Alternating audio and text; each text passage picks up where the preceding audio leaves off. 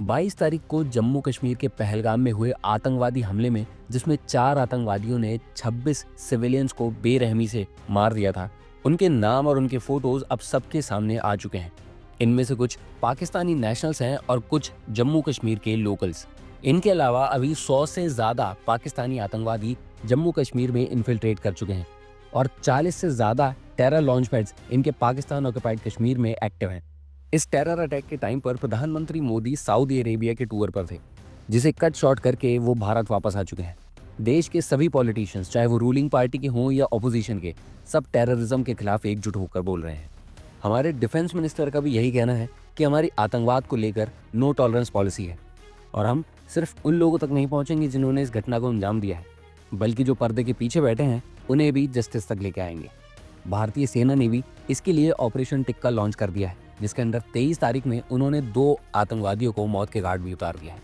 पूरे जम्मू कश्मीर में search operations चलाए जा रहे हैं और हैवी आर्मी डिप्लॉयड की जा चुकी है, क्योंकि हमें ये बात एडमिट करनी पड़ेगी कि सिक्योरिटी में चूक तो हुई है, क्योंकि पहलगाम एक बहुत इंपॉर्टेंट लोकेशन है।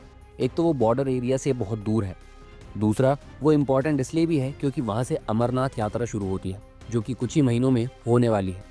तो ऐसे एरिया में जहाँ पर काफ़ी सारे टूरिस्ट आते हैं, वहाँ पर आतंकवादियों का इतना फ्रीली घूमना और उन्हें इतनी बेरहमी से मारना हमारा इंटेलिजेंस फेलियर कहीं ना कहीं दिखाता तो है। इस आतंकवादी हमले की जिम्मेदारी ली है टीआरएफ, द रेजिस्टेंस फ्रंट ने, जो कि लश्कर ए तैयबा का एक ऑफशूट है। ये बात सब जानते हैं कि इसके पीछे पाकिस्तान का ही हाथ है और इस हमले के पीछे उनका काफ़ी बड़ा गेम प्लान भी है। पाकिस्तान इस टाइम बहुत डेस्परेट है।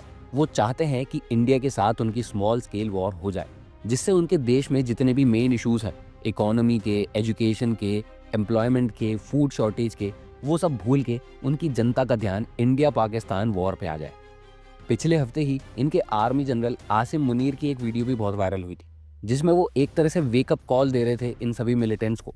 वो चीख चीख के बता रहे थे कि इंडियंस और पाकिस्तानीज एक दूसरे से कितने डिफरेंट हैं। साथ ही वो सभी पाकिस्तानियों से गुजारिश कर रहे थे कि हमारी आने वाली जनरेशन्स को भी हमारे फोर फादर्स के बारे में बताना, कि हमारी क्या हरकतें थी, हम कितनी लड़ाइयाँ हारे हैं और अभी भी हम क्या कर रहे हैं। वो बहुत डेस्परेटली वेट कर रहे हैं कि इंडिया कोई ऐसा कदम उठाए कि एक स्मॉल स्केल वॉर हमारी स्टार्ट हो जाए। इसकी तैयारी के लिए उन्होंने अपने बॉर्डर पे पहले ही हैवी डिप्लॉयमेंट कर दी आर्मी की, अपनी एयरफोर्स को भी हाई अलर्ट पर रख दिया है। वो वेट कर रहे हैं कि इंडिया पुलवामा के जैसा रिएक्शन दोबारा देगा। पर अगर एक जेन्युइन क्वेश्चन पूछा जाए कि क्या पाकिस्तान एक वॉर अफोर्ड कर सकता है भारत के साथ, तो उसका आंसर है क्लियर नो। और ये बात मैं नहीं, पाकिस्तान के ex army chief general Bajwa ने कही थी।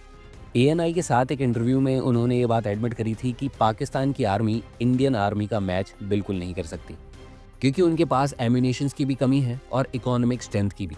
और सबसे बड़ी दिक्कत तो ये है कि वो अपने देश को चला ही रहे हैं दूसरे देशों से चंदा मांगकर और आईएमएफ के बेल आउट पैकेजेस पर।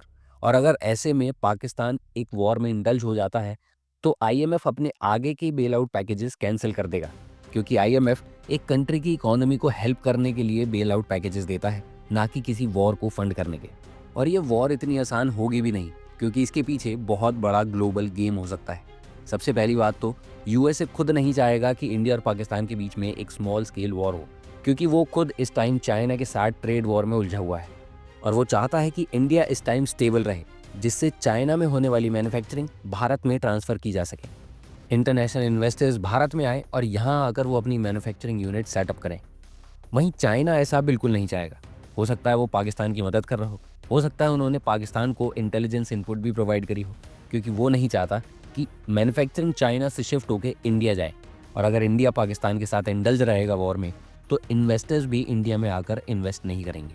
यही रीज़न हो सकता है कि पाकिस्तान भी बार बार इंडिया को प्रोवोक करने वाले काम कर रहा है।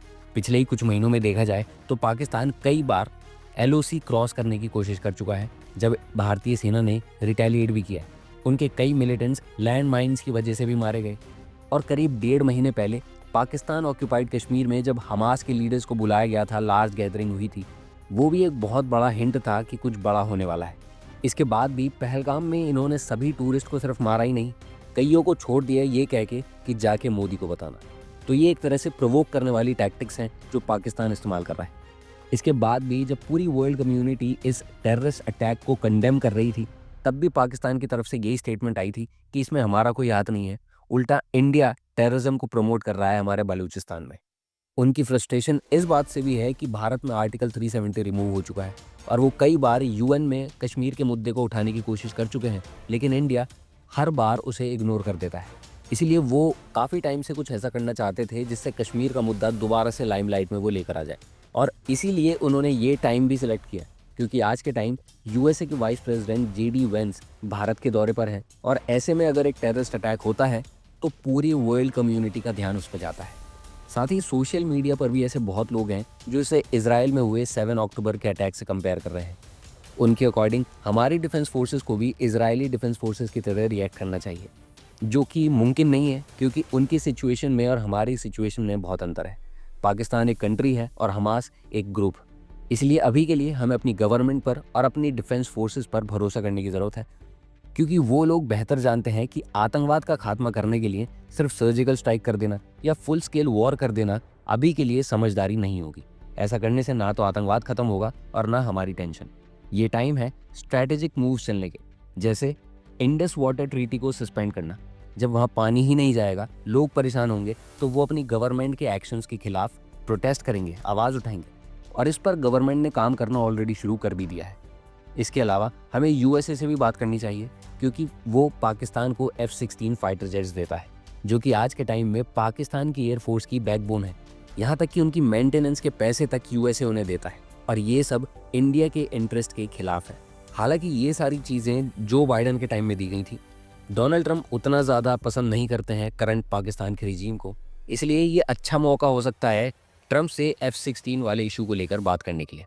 इसके अलावा पाकिस्तान के रिलेशंस अफगानिस्तान के साथ भी अच्छे नहीं हैं, इसलिए हमें अपने रिलेशंस और बेहतर करने चाहिए अफगानिस्तान से। भले ही वहाँ पर तालिबान की गवर्नमेंट हो, लेकिन अगर हमें अपने इंटरेस्ट फुलफिल करने हैं तो हमें ये करना पड़ेगा।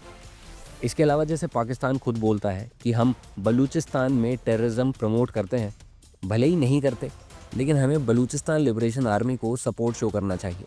BLA ऑलरेडी एक डेजिग्नेटेड टेररिस्ट ऑर्गेनाइजेशन है जिसे पाकिस्तान ने, यूएसए ने और यूरोपियन यूनियन ने डेजिग्नेट कर रखा है एज ए टेररिस्ट ऑर्गेनाइजेशन, लेकिन इंडिया ने नहीं कर रखा। तो हम एक बार को इनडायरेक्टली से ही उन्हें सपोर्ट कर सकते हैं, जिससे कि बलूचिस्तान पाकिस्तान से अलग हो, उसके बाद धीरे धीरे करके उनके बाकी और टुकड़े किए जा सकेंगे। और एक लास्ट पॉइंट जो मुझे लगता है कि अब चेंज करने की बहुत ज़्यादा ज़रूरत है, वो है इंडिया की नो फर्स्ट अटैकिंग पॉलिसी। क्योंकि अब अगर ये नया भारत है जो घर में घुस के मारता है, तो ऐसे में हमें वेट नहीं करना चाहिए कि कोई आए हमें छेड़े, उसके बाद हम जाके उसके घर में उसे मारें। चाणक्य का भी यही कहना है कि हमें अपने शत्रु को अपने ऊपर हावी नहीं होने देना चाहिए। IMA में जहाँ पर हमारे मिलिट्री ऑफिसर्स की ट्रेनिंग होती है, वहाँ पर भी चाणक्य नीति के और अर्थशास्त्र के कई सारे प्रिंसिपल्स उन्हें सिखाए जाते हैं कि हमें अपने शत्रु के शत्रु से मित्रता रखनी चाहिए, जो हम अफगानिस्तान के साथ कर सकते हैं। हमें अपने एनिमी की स्ट्रेंथ और वीकनेस का पता होना चाहिए जिसका हम फ़ायदा उठा सकें। तो ये काम हम बलूचिस्तान में कर सकते हैं, इंडस वाटर ट्रीटी में कर सकते हैं। साथ ही हमें खुद पर भी भरोसा रखना चाहिए, यानी हमें अपनी डिफेंस फोर्सेस पर भरोसा रखना चाहिए, जो कि ऑलरेडी इजराइल से काफ़ी सुपीरियर है। अगर आप कोई सा भी इंडेक्स देखते हो तो इंडिया टॉप 5 में और इजराइल टॉप 15 में भी नहीं है, तो उन्हें इजरायली डिफेंस फोर्सेस से कंपेयर नहीं करना चाहिए। बाकी ये वीडियो आपको कैसी लगी कमेंट्स में ज़रूर बताना। इसके अलावा कोई ऐसा स्ट्रैटेजिक पॉइंट हो जो आप ऐड करना चाहते हो तो वो भी लिख सकते हो। वीडियो पसंद आई हो तो उसे लाइक करना, शेयर करना, और चैनल अगर अभी तक सब्सक्राइब नहीं किया है तो please subscribe to daily current capsule. Thank you very much for watching the video. This is Divyansh.